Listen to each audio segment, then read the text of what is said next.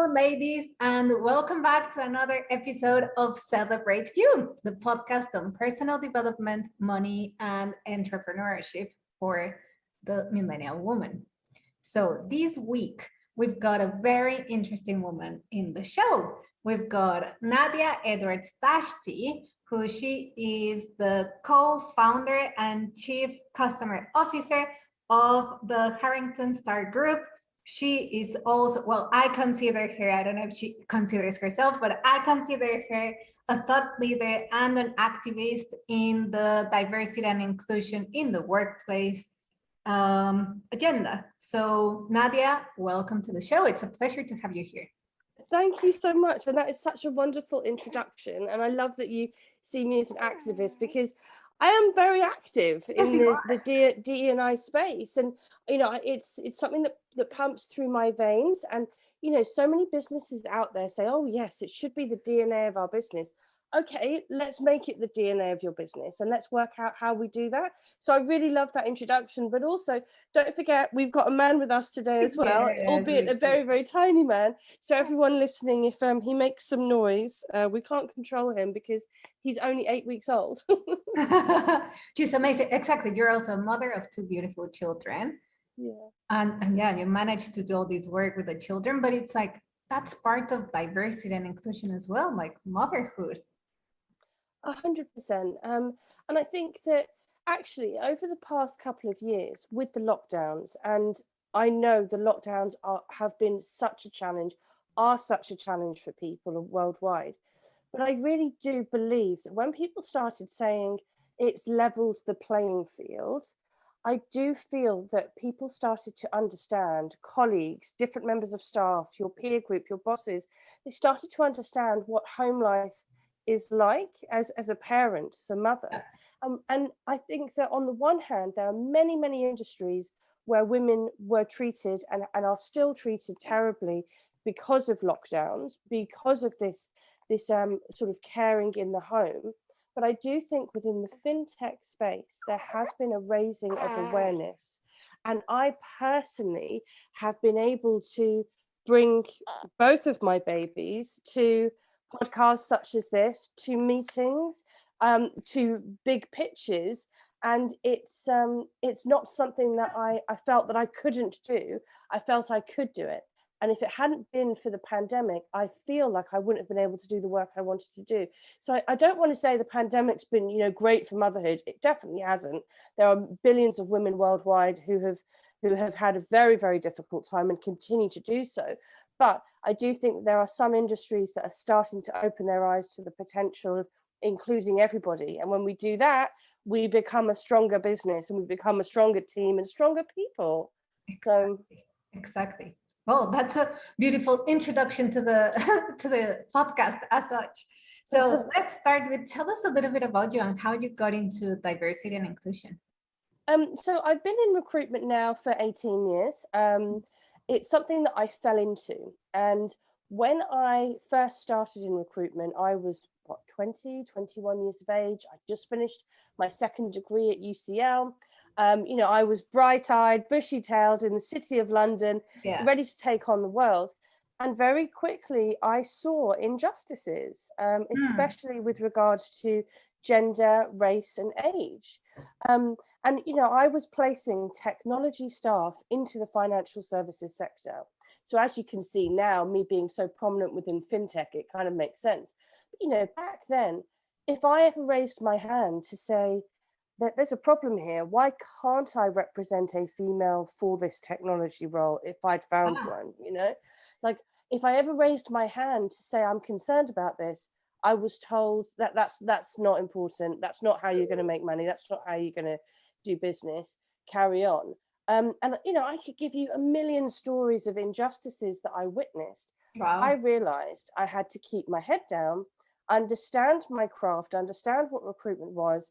And wonderfully, by the time we get to 2010, I was able to leave the organizations that I'd worked for and start up Harrington Star with our brilliant CEO, Toby Babb, and James Hounslow, one of the other co-founders. And we sat down and we said, what do we each care about? and we all cared about different things, but essentially we wanted to make the industry a better place. And my angle was talking about diversity and inclusion before the words diversity and inclusion were acceptable words, you know, because this was 2010. It was just after the recession. People didn't care about, they just wanted jobs. They didn't care about men, women, race, ethnicity, neurodiversity. Oof, these were not concepts that people thought about. But me being a woman in business, it was in my face the whole time, because I was constantly aware that why is it me always that has a different opinion? Why is it me saying, sorry, everyone, I don't agree. Let me give a different perspective. It's tiring, so I was very aware of this. So I was very lucky as well that I was able to be part of the founding team of Harrington Star. And as we've grown in this recruitment agency, I have been able to talk more and more about real, authentic diversity, equity, and inclusion. And I've been able to speak to my CEO and say, look, this is an area that the whole industry needs. And if we are going to be fantastic recruiters, we cannot just look at that one candidate for that one job. In fact, we need to change this industry for forever. Inside. And yeah, from the inside, exactly. And we need to change who we are. We need to change the perception of who we are. And when companies now ask me, oh, can you find us women? I'm like, yeah, of course we can, but hold on. It's not about can you find us women. It's about, is your company attractive to women? Is the culture good for them? Yes. Is the culture good? Do you have an environment that is inclusive? Are you psychologically safe? How do you promote people? Do you think about retaining people? When someone leaves, do you ask them what were the real problems that we had? These are the big questions. And as far as I'm concerned, even though everyone thinks recruitment is bringing someone into a company, I am obsessed with making sure that they stay in that company. And therefore, DE&I is central to recruitment. It's central to the fintech sector. It's central to any sector. If you want to be a successful workplace, if we want to be successful as a society, we need to be aware of these themes. So you can see this is how it all came about. It's very personal to me, and something that I'm incredibly passionate about. I can hear the passion. And then you also have a podcast, so we see the passion every week as well. Yeah, absolutely. Awesome. And then exactly, you're very active in social media and panels here, the other, and you have this concept of walking the walk, the talk. Walking the talk. Walking the talk. What do you mean with that? Yeah, I'm really glad you've asked that, because I want to raise a bit more awareness to this phrase that I've become obsessed with. So I think a lot of people now talk about authentic inclusion. They talk about the need for diversity. Most businesses within the fintech space, which is the area that I focus on, will have an agenda point in their strategic summary that will include DE&I, because they think they have to, or they know they have to. And, realistically for me, walking the talk is not the theory. It's not just talking about it. It's not just having it in an agenda. It's let's make this happen every single day. Let's walk that theory. Let's have action rather than just words. And so, in my podcast, I always say, right, what's your call to action? What have you seen that's been good that other people can repeat? What do you think that we all should be doing more of? And I think that this concept of walking the talk, the more people that we can have feeling, right, what can I do? The more change happens, because it's in all of us. And I think the biggest problem that I had at the beginning of my career is because I was junior and because I was a woman, I felt I couldn't walk the talk. I felt that I could go and have a drink on a Friday night and talk and talk and talk about the injustice. But what am I do anything about it? What am I doing about it? Exactly. And this is something that's really driven me now in my later career, because I just think that was 10 years of me moaning. And I want the next 10 years to be, well, these last have been action. I want the next 10 years to be action. I want to walk the talk every day of my career now. And I want everyone else to feel they can too. However junior, however senior, whatever position they're in. Woman, like, absolutely, doesn't matter. Everybody. Yes. Now that I say man, what is your take on men supporting women within organizations? I Um, think it's I, key, but oh, like I'm totally. very keen to hear what you say. Yeah, I completely agree. It's absolutely key. So, there's been a number of books recently published about the allies. Yeah. And if anyone's watching this, I've just done, those two things. Like, are you really an ally, or do you just call yourself an ally? And I think men genuinely supporting the cause, whether it's the gender imbalance, whether it's inclusion as a whole, and actually, I think it's more people who don't see it as their problem. I think we need the support of those people, because once they open their eyes and see, actually, this isn't everybody problem. People in privilege right now need to understand that there are people who are not in privileged positions, and we won't threaten those who are currently in privilege. In fact, we will all be stronger off the back of it, and we will have more sustainable businesses and careers off the back of it. So this genuine need for authentic allies, I think, is absolutely key. But I do believe it is rooted in not feeling attacked, not feeling that anyone's in the wrong, but instead being all encompassing and bringing everybody into the conversation. And just because someone disagrees does not mean that we're having a fight or an argument. It's a healthy debate. Yeah. And I think if we Different can points of view. absolutely, if we can take the aggression out of it, and rather than listening to someone's different point of view to combat it and persuade them why they're wrong, instead I think we need to listen to learn. Yeah, be like curious and be like, uh-huh. Yeah, absolutely. Like, wow, let me learn about what your perception of this is, where you're coming from. So I think the having allies is absolutely key. But and I agree when you say men as allies, and I think it's very easy when we're talking about the gender imbalance. We need men being an ally to the female problem of the imbalance, especially within technology. But we also talk about this from a much wider perspective, and there are people in privilege. You need to identify their privilege and use that to help those that aren't. Yes. I love that because it's like people in privilege, because diversity is not men, women. It Mm, is exactly gender, it is race, it is thought, like different ideologies. It's like sexual orientation. There's like so absolutely. many things that come with diversity. And Yeah, even in all of those, there's like people in privilege. You can be, many people focus on the white, male, British investment banker, for example. yeah, It can be she is a white British woman investment yeah, banker from a wealthy family. So yeah, she just didn't yeah, pick one box that it's the gender. And she's also in a position of privilege and she can help many, many other people. yeah, 100%. And I think that if we all of us identify the privilege we have. So Yes. I very much aware that I have worked within my industry for 18 years. So I've worked my way up to have a privilege that when I speak, I know people are going to listen. 18 years ago, I didn't feel that. Therefore, I didn't have the confidence. Therefore, I didn't do as much as I could do. Yeah. So I talk a lot about responsibility, identifying who you are, what you bring to something, and saying you have a responsibility to make change happen for those people that don't feel that they have the confidence. It's Yeah. opening the door and giving others opportunity, and standing up for what isn't right. And I think that there's a big responsibility for people who would like to be an ally, or people who should be allies to this.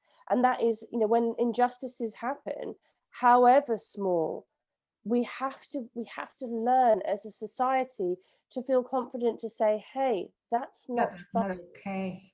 that's not okay, that's not acceptable. And when the usual retort is, oh, it's only a joke, can't you take a joke? Oh, we didn't mean it like that. Oh, you're being too sensitive, whatever it may be. We have to be much better at being able to say, oh, hands up, I definitely didn't mean it that way, I'm so sorry, let me learn from what I've said.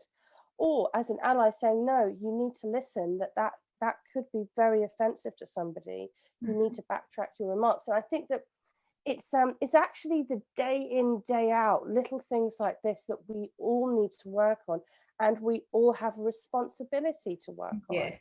Yes. um, because we can talk so much about policies that need to be changed, gender pay gaps that need to be reviewed, you know, that the big tasks. And yes, it is a lot about the big tasks, but all these policies do not become procedure unless we do these smaller tasks that Day happen every to day. single day. Yes. And they happen a million times a day, and we have to be vigilant. And I think if we get the smaller steps correct, the bigger steps will actually be implemented. Exactly. You made me think of something now that you said privilege and responsibility. So it doesn't matter because we think diversity as exactly those categories, gender, background, and all those things, race. But there is responsibility and privilege. They can come in different ways. So, for example, one of my mentors recently, I told him, "Oh yeah, we raised this amount of money, in the fintech, blah blah blah." Very happy, and I said, "Thank you so much for all the support that you gave me while I work with you guys."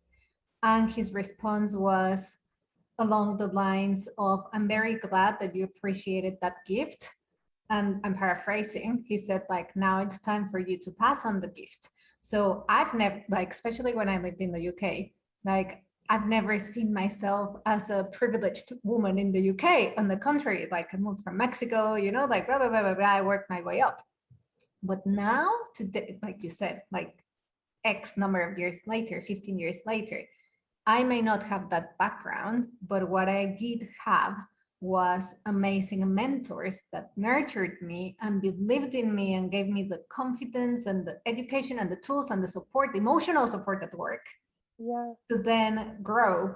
And that is something that I feel the responsibility yeah, to, 100%. help the other women and young men Yeah, with that, with mentoring and guide them and emotional support, like all of that. Privilege is not necessarily a position of power or money or race or it's gender. knowledge and experience too. Yeah. Yes. And how you perceive to see that. So I think what that is the pay it forward concept, Mhm. which we've spoken about before. And I love the Yeah. pay it forward concept because it then makes you feel empowered yourself by empowering others.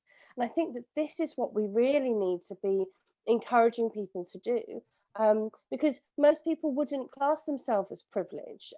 So Oh. I've spoken a lot about let's choose to be powerful. And this is not from me, this is somebody else that said this, but a wonderful woman who is the head of testing at a company called Cash Plus.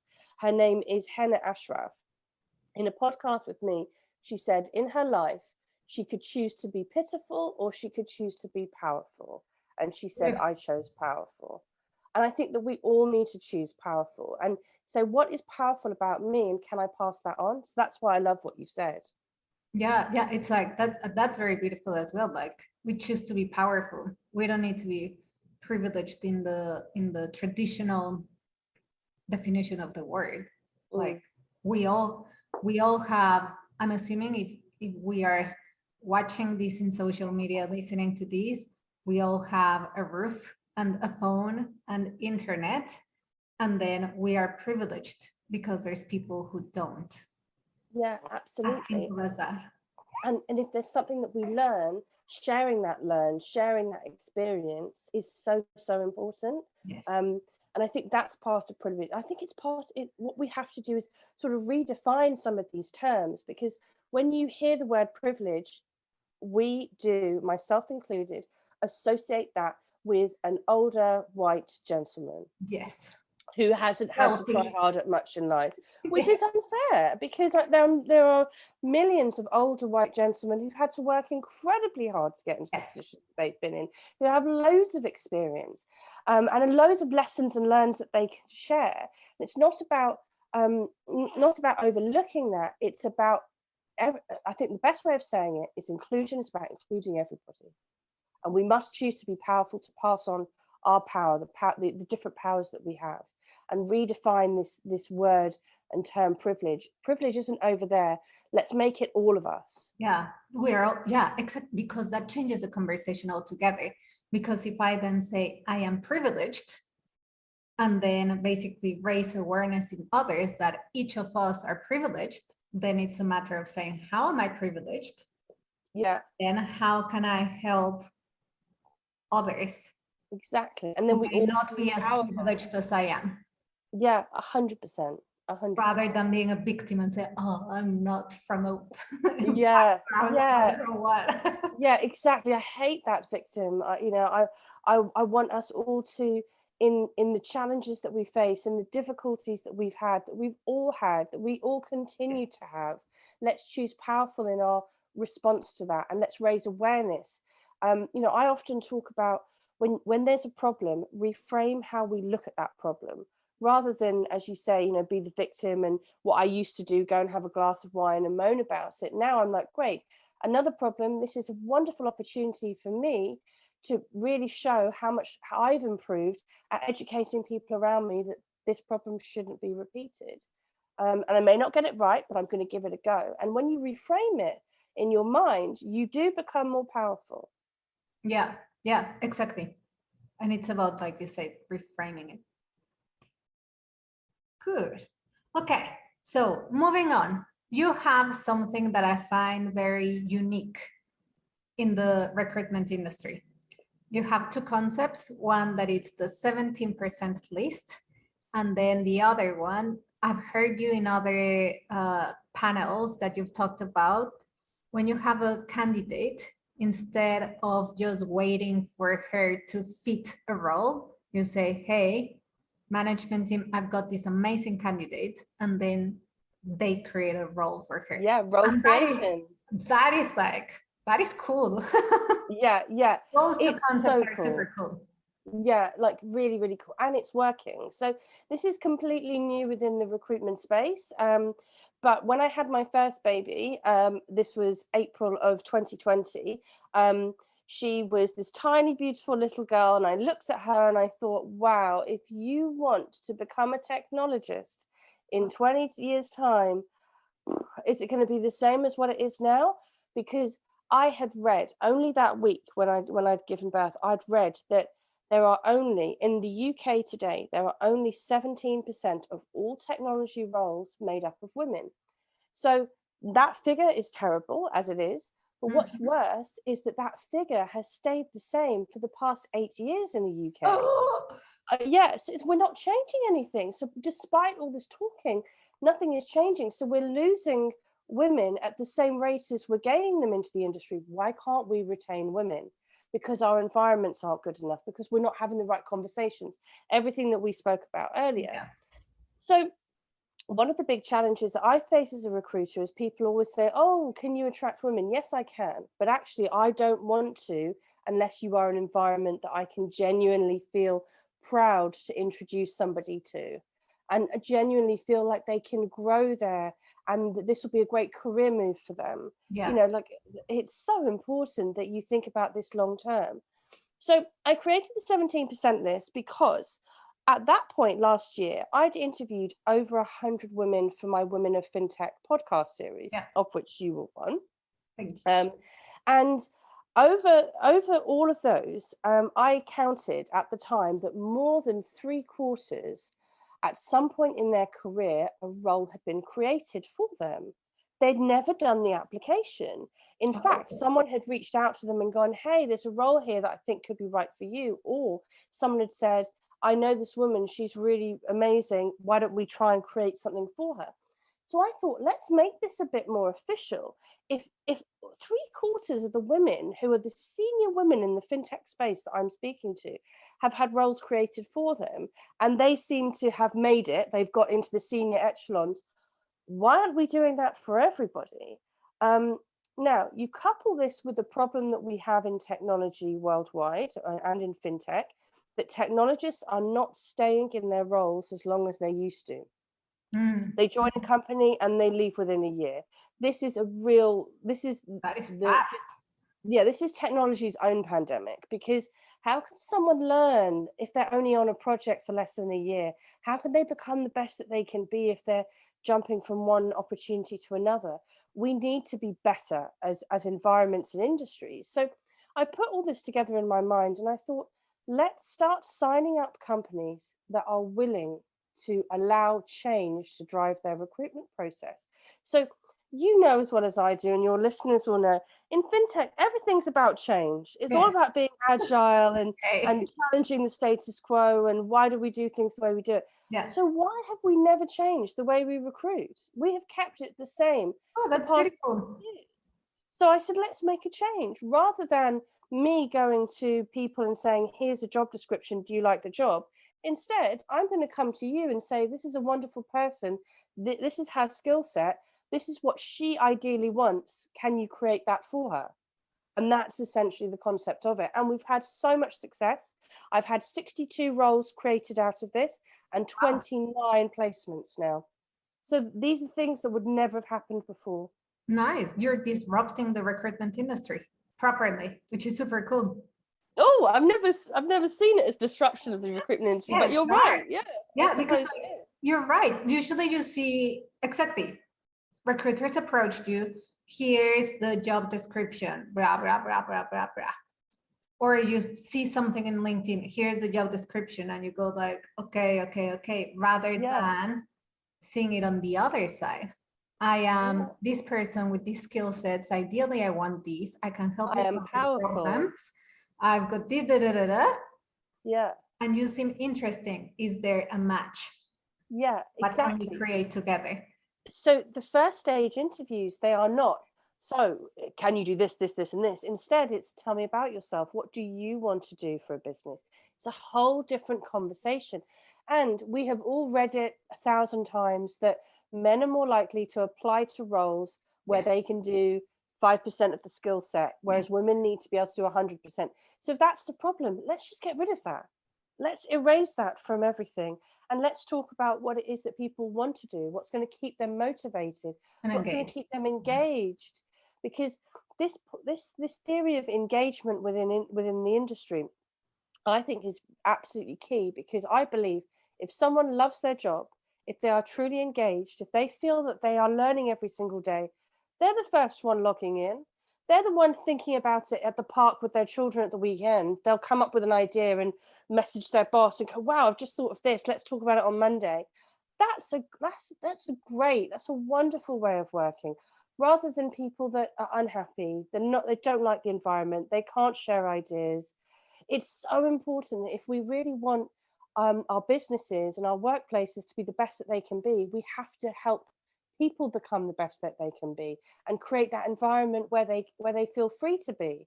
So there's a Definitely. lot of work to do, but this is the work that I've been doing. Yes. Oh, that's amazing. And then I'm like, you're leading it to a beautiful kind of transition question that is like, yes, there's a lot of work to do. What can we do, practically speaking? Oh, Like there's so if much. I'm one of the listeners, Yeah. what So can I do? yeah, there's loads that we can do. I think that number one, be vigilant yourself. And I think one of the biggest problems is just what's accepted in a workplace at the moment. The jokes, the comments, the injustices that you see. We've got to start realizing that if all of us stand up and say no, actually it's the minority that are driving that. And it's the minority that will learn very quickly we mustn't behave like that. So I Yes. think that's a really, really easy one. And it doesn't need to be offensive or aggressive. It could be, hey, I don't find that funny.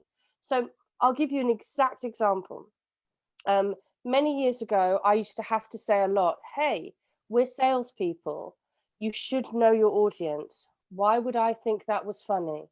Let's just rewind your joke. I don't find that funny. I'm not laughing.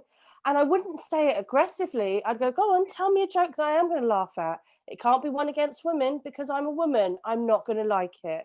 And I'd try, I myself would keep it jovial, but the point was taken.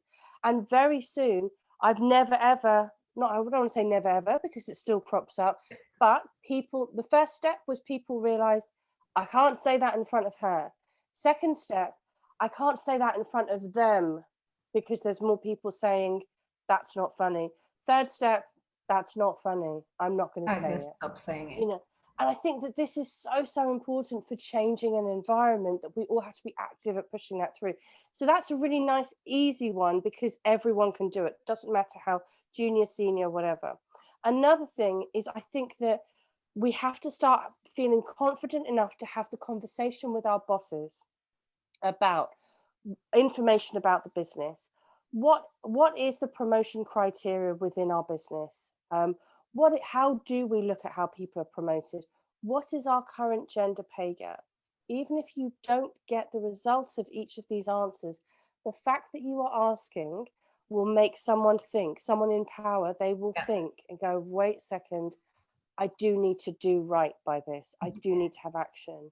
And I think that those two are very important. Yes, and that's a very good point. Like I mentor a few ladies in fintech, and they ask me, it's like, how do I go about, like getting a promotion, this, the other? And I ask them, what's the policy? Yeah. And there is not a policy. And I think one of the challenges that we have in fintechs or just the tech startup environment is because it is a startup, they haven't, or we haven't kind of like created those policies at the beginning. It's more of a, oh, we'll It's a figure gut it feel. out. At Yeah. some point, I'll figure it out. But that point is not uh, soon enough, A. Yep. And then B, it's until the company has grown a lot that you're like, oh, okay, cool. We need to think about that rather than embedding that in the DNA of the company since the very Yep. beginning. This is my DNA. This is how I'm going to grow people. I know that people are motivated by growth, basically. Yeah. If you build the 100%. ladder, then it's like, or not the ladder, like the path. Because sometimes the growth is not like just the ladder. People want to Yeah. move from one team to the other. But if all that exists since the beginning, It's much. early stages, it's much easier. But It's much easier. yes, I've spoken with countless women in fintech that they ask me the same question. And when I ask them, what's the policy? They're like, there's none. And that's the most frustrating thing because then it's very subjective. It's subjective, it's gut feel, and it's when someone asks. So Yes. this is one of the big problems that I deal with. It's to do with self-promotion. So there are some personality types which are often attributed within the male gender, which is where self-promotion is really easy.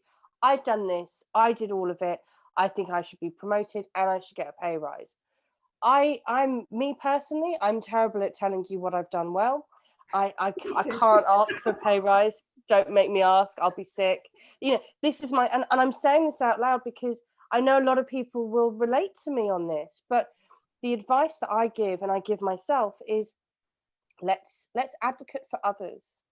Let's open everybody's eyes for others. So next time you see somebody overlooked, it's up to you to say, how was it that woman wasn't part of the promotion committee? Why was she not considered? What did you look at when you decided to promote that man? And the thing is, as you say, in fintechs there isn't the policy. So what happens is whoever says I'm due promotion, they get promoted, and that's very generalist. I'm saying that very generally, but actually, if we start having conversations and say what's the promotion criteria, it gets people thinking. And if we start advocating for ourselves as well as others, what do I need to do to get promoted? And if we can be ahead of this, so it's before the fact rather than after the fact when someone's just been, we can say, what do you need from me? I want to be the best I can be within this business. And part of that would be a reflection in my job title. What do I need to do? Because I'm willing to do that. Also, I do think that individual over there has been doing all those things for a long time. Why haven't they been promoted out of interest? Again, not aggressive, just let's have the conversation. So I think that from a macro level, all of us need to work within the industry to open people's eyes to identify the connection between success of a business and inclusion. But that's a big thing. That to me is like the foundation. Then there's these other things. So paternity and maternity policies, gender pay gap, education around unconscious bias, but also just everyone saying, hey, that's not funny. These are the things that make the differences. But this whole piece on promotion and people being given credit, the correct person being given credit for an idea or piece of work is incredibly important. So next time you're in a meeting and everyone says, well done, Bob, Bob did brilliant. And you're like, wait a second, that was Moni that came up with that idea. You say, oh, and Moni, because she said this, that, and the other, if you all remember. Oh, we do, yes, well done, Moni. Because actually a lot of these things aren't done with malice. But that's the most frustrating thing. We need to be allies to all of us need to be allies to one another and really speak up for the injustices. So I know I've given lots of different things, but I think we can all be active. Yes, exactly. And then I like just to summarize what you said, I like two of the topics of the recommendations. One is if we can do a change of mindset that says the success of the business is basically heavily reliant on a diverse team. And diverse, again, it's not just gender, it's so many things. Yeah, that is like powerful, because then management team starts thinking in a different way. What does diversity mean in our business? How do we leverage that strength to make a successful business, basically? yeah. And the very last point about each other being allies, I think it changes the conversation altogether. It's not about diversity and inclusion. It changes it more into culture and just being kind humans at work instead. And being allies in the sense of raising the voice when you see an injustice. So it's allies against injustices. It's not a diversity and inclusion topic anymore. It's let's be kind humans. Yeah. Let's not have injustices, because it's 2021. It's not exactly. And we'll 300 years ago. Come on. Exactly. It's not about who's going to win by crushing somebody else. We will win together by supporting somebody else. Exactly. I think that's the important thing. Exactly. Oh, it's been such a beautiful episode. I've even lost track of time. It's like, and the baby's gone to sleep. He's done brilliant. He's been. It's like good. Awesome. So how would you close? What could you give as final remarks for everyone listening? I think it's back to Hannah Ashraf when she said, I could choose to be pitiful or be powerful, and I chose powerful. Choose powerful. Decide that what is it that I can give to other people? What can I pass on? My knowledge, my lessons, my experience, my privilege, if you allow yourself to identify what that is. And let's empower everybody else. But choose to be powerful. Let's not be the victims. Next time there's injustice, don't let it upset, hurt, anger you. Instead, it's an excuse for you to help everyone get better. Love it. Absolutely love it. Nadia, it's been a pleasure having you in the show. I've loved it. Yeah, there's like so many good insights and like really good food for thought. So everyone, if you're listening, remember to listen to the episode again and just pick at least one concept that you like, and then put it on practice, so that then you can really embed this and start making a difference, walking the talk rather than just listening. That's it. Perfect. Lovely. Thank you so much for inviting us. Thank you. Exactly. Inviting us as in you and the baby. Yes. Awesome. Everyone, see you next week and have a lovely day. Speak to you soon. Ciao.